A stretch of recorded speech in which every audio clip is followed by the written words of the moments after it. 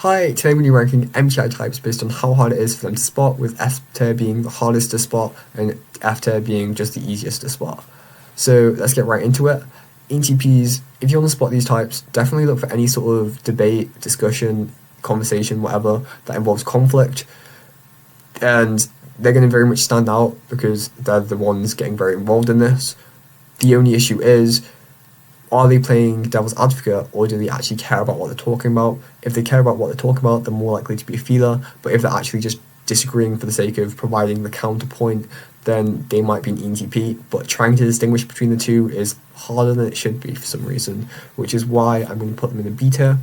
With ESTJs, I mean, if you ever do anything wrong, or you're late, or whatever, then these types will let you know and do it quite directly often. And they're also quite obsessed with any sort of form of hierarchies, like if they're the manager or they want to talk to the manager, whatever, then sometimes it can like trigger within you like, oh, this fits the ESTJ stereotype, and then it kind of all makes sense and you just immediately figure out which type they are, which is why I'm going to put them in F tier, just because of how blatantly obvious it can be. With INTJ, don't get me wrong, INTJs are incredibly mysterious. You can never really figure out what we're thinking. The thing is, though, we do have quite a large silent presence. You can almost detect our intensity, and that is why it's not the hardest type to figure out which they are. Um, with ESFP, they are quite loud, outgoing, and this provides a lot of information and input to try and help you work out what type they are. The issue, though, is actually they do resemble a lot of other types quite a lot with this. So, for example, their chaos could be actually because they're an ENFP, or maybe their creative outfits are because they're an ISFP. So, I think the balance between here, the sort of the two factors, makes them a beta here. With ENTJ, their leadership style is quite interesting. They kind of, any room they go into, they try and control and command in their own like strategic way.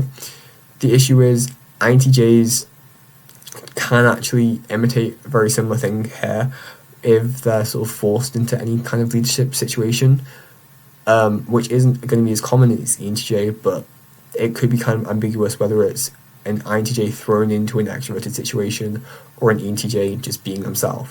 So I think because of that, I'm going to put them in a C tier because, yeah, you have to be able to distinguish between the two, and it's kind of difficult to do.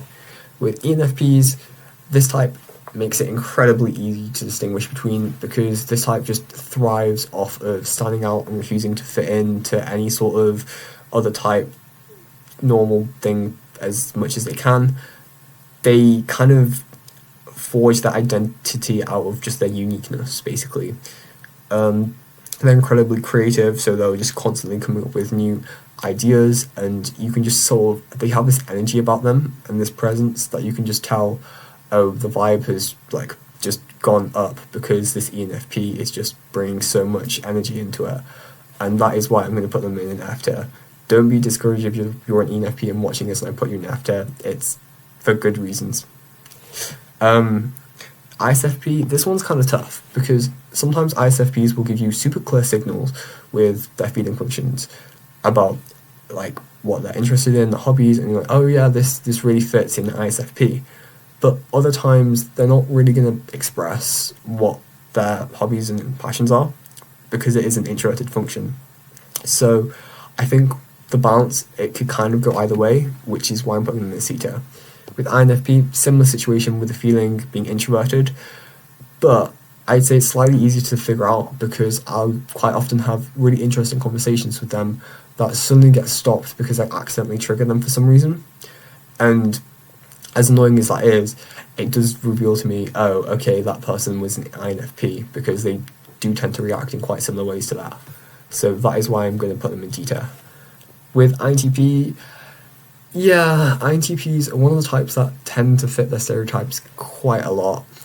They are extremely smart and they make extensive use of logic, though it's often in situations that don't really require it. So any kind of empathy or social fitting in, whatever, if they try and logically analyze their way out of the situation, then it's going to be painfully obvious that this is an INTP.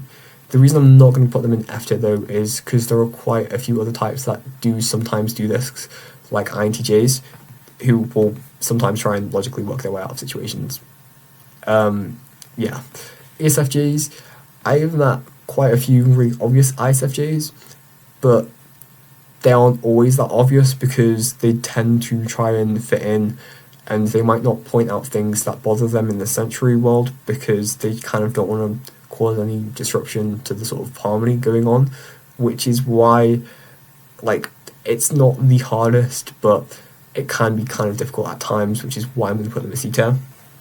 With ISFJ, honestly, it's quite a similar situation to INTJs with the sort of presence they have in the room. And the difference is, though, that it's more of a kind and caring presence.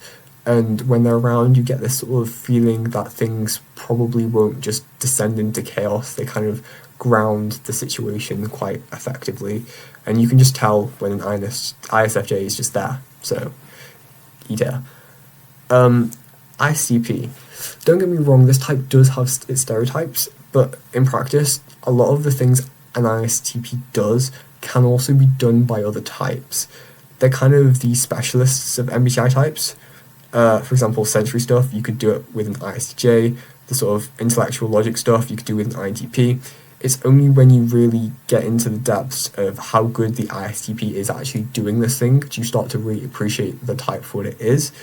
And I think that's why I'm going to put them in an S tier, because the amount of time it takes to figure that out is, like, how deep their knowledge about this thing is difficult to do. With INFJ, this is an interesting one because this type really doesn't let people in very easily, which can make it hard to figure out.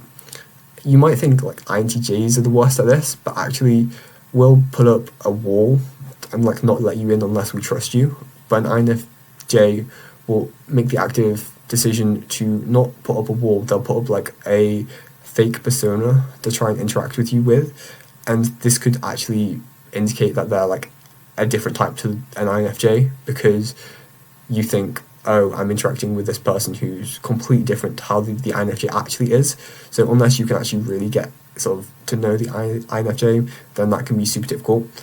The reason I'm not going to put them in S tier though is because there are a couple of things that sort of slip through that persona.